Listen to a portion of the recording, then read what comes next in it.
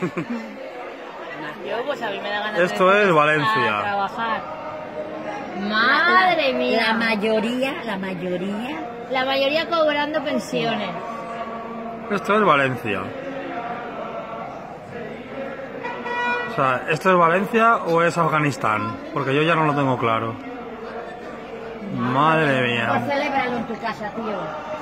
Vaya Que tela. nosotros también lo celebramos en casa. Hostia, esto es muy fuerte, yo esto nunca lo he visto. Sí, pues de vez en cuando vienen por aquí. Ya verás, y doblan ahí. Calla.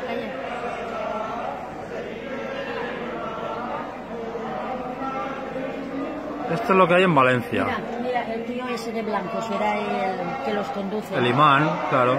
Que ni tenía blanco, o sea, al medio no va uno detrás de la trampa del carro. Vaya, ¿en serio?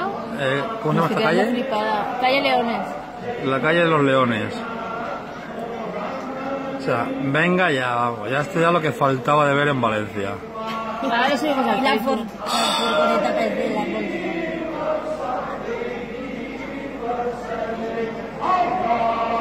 Y luego quieren igualdad. Madre mía. No sé, cualquier día nos tiran a nosotros y se quedan. Sale uno diciendo. No, claro, sí, ellos dicen que España es de ellos.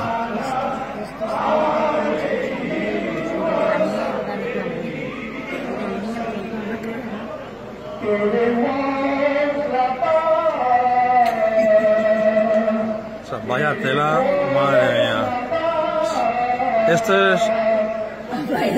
Esto es lo que quiere Pedro Sánchez en España. Sí, Y el coletas, Y el coletas, que es lo que les y el mola. huevo escombro. Aquí hay que traer a los de Vox, pero ya. ¿Ves